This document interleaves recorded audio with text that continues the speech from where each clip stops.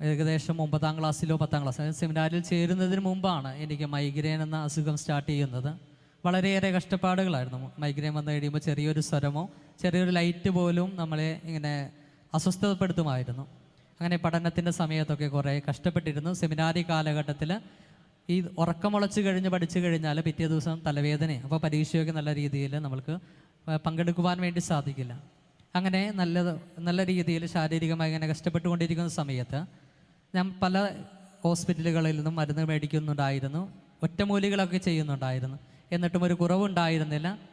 അങ്ങനെ അച്ഛനായി ഓരോ പള്ളികൾ കടന്നു പോയത് എല്ലാ പള്ളികളും തിരക്കുള്ള പള്ളികളായിരുന്നു. അപ്പോഴും ഈ മൈഗ്രെയിൻ നമുക്കൊരു കഷ്ടപ്പാടായിട്ട് തന്നെ നിൽക്കുകയായിരുന്നു. ഏറ്റവും ആത്മാർത്ഥതയോടെ സേവനം ചെയ്യാൻ പറ്റാത്ത അവസ്ഥ. അങ്ങനെ നമ്മുടെ പരിശുദ്ധ അമലോത്ഭവ മാതാവിൻ്റെയും വിശുദ്ധ അന്തോണീസിൻ്റെയും ഈ തീർത്ഥാടന കേന്ദ്രത്തിലേക്ക് കൊച്ചച്ഛനായിട്ട് വന്നു. ഒരു ഊട്ടുതിരുനാളിൻ്റെ സമയത്താണ് ഞാനിങ്ങനെ പ്രാർത്ഥിക്കുന്നത്. അതിനു മുമ്പ് ഇവിടെ കൊച്ചച്ഛനായിരുന്ന സുജിസ്ഥാൻലി അച്ഛൻ എൻ്റെ ബാച്ചുകാരനാണ്.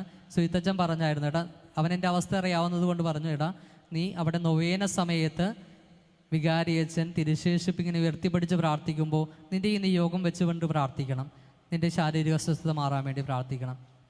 അപ്പോൾ ഒരു ഊട്ടുതിരുനാളിൻ്റെ സമയത്ത്, നമ്മുടെ കഴിഞ്ഞ കൊല്ലത്തെ ഊട്ടുതിരുനാളിൻ്റെ സമയത്ത് ഞാനിങ്ങനെ പ്രാർത്ഥിക്കുമായിരുന്നു. എൻ്റെ വലിയൊരു നിയോഗമായിട്ട് ഞാൻ സമർപ്പിച്ചത് എൻ്റെ ഈ ശാരീരിക അസ്വസ്ഥത മാറണമെന്നായിരുന്നു. ഭാഗ്യമെന്ന് പറയട്ടെ, അന്നേ ആ കഴിഞ്ഞ കൊല്ലത്തെ ഊട്ടുതിരുനാൾ പ്രദക്ഷിണത്തിന് വിശുദ്ധൻ്റെ തിരുശേഷിപ്പ് എടുക്കുവാനുള്ള ഭാഗ്യം ലഭിച്ചത് എനിക്കാണ്. അപ്പോൾ പ്രദക്ഷിണത്തിന് വേണ്ടി ഇറങ്ങിയപ്പോൾ ഓരോ കാൽപാദവും മുന്നിലോട്ട് വയ്ക്കുമ്പോഴും എൻ്റെ പ്രാർത്ഥന ഒന്ന് മാത്രമായിരുന്നു, വിശുദ്ധ അന്തോണീസെ എൻ്റെ ഈ ശാരീരിക അസ്വസ്ഥതയിൽ എന്നെ മോചിപ്പിക്കണമേ എന്ന്.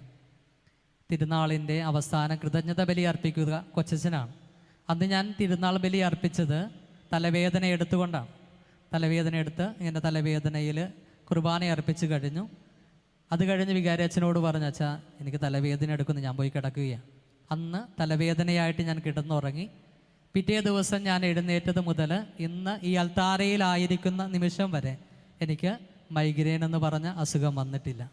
ഇത് വിശുദ്ധ അന്തോണീസിൻ്റെ പ്രത്യേകം ആദിസ്യത്താൽ ലഭിച്ചതാണെന്ന് ഞാൻ ഉറച്ച് വിശ്വസിക്കുകയും ചെയ്യുന്നുണ്ട്. അതുകൊണ്ട് നിങ്ങളോട് പറഞ്ഞു വയ്ക്കാനുള്ളതൊന്ന് മാത്രമാണ്, വിശ്വസിച്ച് പ്രാർത്ഥിക്കുക, ഇടവിടാതെ പ്രാർത്ഥിക്കുക, അനുഗ്രഹം ലഭിക്കുകയും തന്നെ ചെയ്യും.